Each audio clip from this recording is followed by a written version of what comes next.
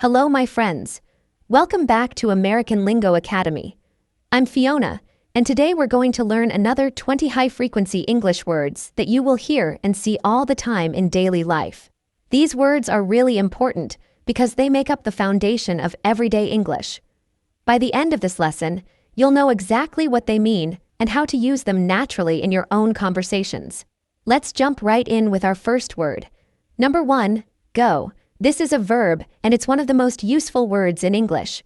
Go means to move from one place to another place. It's the opposite of come or stay. We use this word constantly in everyday conversation. For example, I need to go to the store to buy some milk. Here's another one. What time do you go to work every morning? You might hear something like, let's go see that new movie tonight. Number 2, oh. This is what we call an interjection or an exclamation. Oh is a sound we make to express surprise, understanding, or strong emotion. It's like a natural reaction that comes out of our mouth when something unexpected happens. For example, oh, I forgot my keys at home. Here's another one. Oh, now I understand what you mean. People often say, oh no, it's raining and I don't have an umbrella. Number 3, can. This is a modal verb, which is a special type of helping verb. Can shows ability or possibility. When we say someone can do something, it means they have the skill or power to do it. For example, I can speak 3 languages fluently. You might hear something like, can you help me carry these heavy boxes? Here's another one, she can play the piano beautifully. Number 4, no. This is an adverb, and it's the opposite of yes. We use no to refuse something, to disagree, or to show that something is not true. It's one of the first words children learn because it's so important for communication. For example, no, I don't want any more coffee, thank you. Here's another one, no, that's not the right answer to the question. People often say, no way, I can't believe that actually happened. Number 5, on. This is a preposition, which means it shows the relationship between different words in a sentence. On usually means something is touching the surface of something else, or it can refer to time and days. For example, my phone is on the kitchen table. You might hear something like, the meeting is on Friday at 2 o'clock. Here's another one, please turn on the lights, it's getting dark in here. Number 6, for. This is also a preposition. For has many different uses, but most commonly it shows purpose, duration of time, or who something is intended for. It answers questions like why, or how long, or for whom. For example, I bought these flowers for my mother's birthday. Here's another one, we've been waiting for the bus for 20 minutes. People often say, this gift is for you, I hope you like it. Number 7, know. This is a verb that means to have information about something or to be familiar with someone or something. It's about having knowledge or understanding in your mind. For example, I know the answer to that difficult math problem. You might hear something like, do you know where the nearest coffee shop is? Here's another one, I've known my best friend since we were children. Number 8, just. This is an adverb with several meanings. It can mean only or simply. It can mean recently or a moment ago. Or it can make something sound less serious or more casual. For example, I just arrived home from work 5 minutes ago. Here's another one, can you just help me for a second? People often say, I just want to relax and watch TV tonight. Number 9, your. This is a possessive adjective, which means it shows ownership or belonging. We use your when something belongs to the person we're talking to. It's the possessive form of you. For example, is this your car parked outside my house? You might hear something like, don't forget to bring your passport to the airport. Here's another one, your new haircut looks really nice on you. Number 10, s. This is just the letter S, but it's incredibly important in English grammar. We add s to the end of nouns to make them plural, meaning more than one. We also add s to verbs when talking about he, she, or it in the present tense. For example, I have 2 cats and 3 dogs at home. Here's another one, she works at the hospital every weekday. People often say, the books are on the shelf in my room. Alright, my friends, we're halfway through our lesson. Before we continue with the next 10 words, I want to ask you a small favor. If you're enjoying this lesson and finding it helpful for your English learning journey, please give this video a thumbs up and hit that subscribe button. We work really hard to create these lessons for you, and your support means everything to us. Plus, we post new videos every single day, so you'll never run out of ways to improve your English. Okay, let's keep going with our next word. Number 11, all. This is a determiner or pronoun that means everything, or everyone, or the complete amount. When we say all, we're talking about the total, with nothing left out. For example, I ate all the cookies in the jar, sorry. You might hear something like, all the students passed their final exams this year. Here's another one, we spent all day at the beach enjoying the sunshine.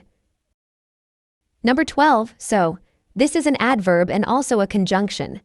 So can mean very or extremely, or it can connect ideas and show results or consequences. It's a word that helps our sentences flow naturally. For example, the movie was so funny that I couldn't stop laughing. Here's another one, I was tired so I decided to go to bed early. People often say, so what do you want to do this weekend? Number 13. With, this is a preposition that shows connection or accompaniment. When we're with someone or something, we're together or we're using that thing.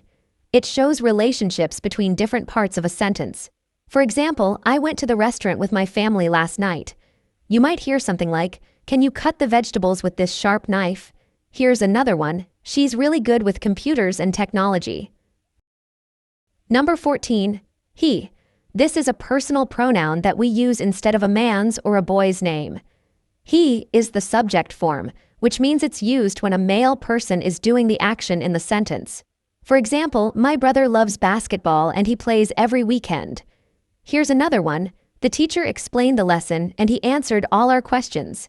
People often say, he seems like a really nice and friendly person. Number 15, but.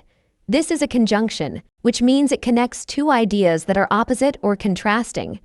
But shows that the second part of the sentence is different from or opposite to the first part. For example, I wanted to go to the party but I was feeling sick. You might hear something like, the restaurant looks expensive but the food is actually affordable. Here's another one, she studied hard for the test but she still felt nervous. Number 16, yeah. This is an informal way to say yes. It's more casual and relaxed than yes, and we use it a lot in everyday conversation with friends and family. It shows agreement or confirmation. For example, do you want to grab some lunch together? Yeah, that sounds great. Here's another one, yeah, I completely agree with what you just said. People often say, yeah, I think we should leave now before traffic gets bad. Number 17, well. This has two main uses. As an adverb, well means in a good way or successfully. As an interjection, we use well at the beginning of sentences when we're thinking or transitioning to a new topic. For example, she speaks English very well for someone who just started learning. You might hear something like, well, I think we should discuss this problem tomorrow. Here's another one, he did well on his job interview and got hired. Number 18, think. This is a verb that means to use your mind, to have thoughts, or to have an opinion about something. When we think, we're using our brain to process information or form ideas. For example, I think it's going to rain later this afternoon. Here's another one, what do you think about the new restaurant downtown? People often say, let me think about your proposal and give you an answer tomorrow. Number 19, here. This is an adverb that refers to this place, the location where you are right now. It's the opposite of there, and it shows a specific location that's close to the speaker. For example, come here and look at this beautiful sunset with me. You might hear something like, I've lived here in this city for 10 years now. Here's another one, here is the book you asked me to bring you. Number 20. Want. This is a verb that means to desire something or to wish for something. When we want something, it means we would like to have it or do it. It expresses our desires and preferences. For example, I want to learn how to cook traditional Italian food. Here's another one, she wants to travel around the world after she graduates. People often say, do you want to watch a movie or go for a walk? And there you have it. Those are 20 of the most common and useful words in everyday English.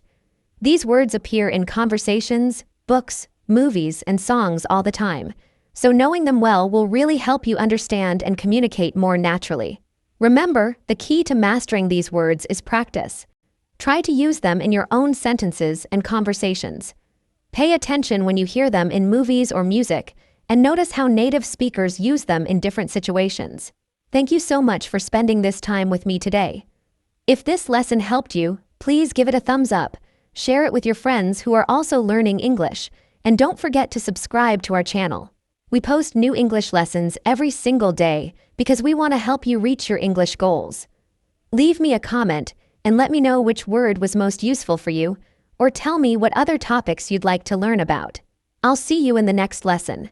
Keep practicing, keep learning, and remember that every day you study English, you're getting better and better. Have a wonderful day.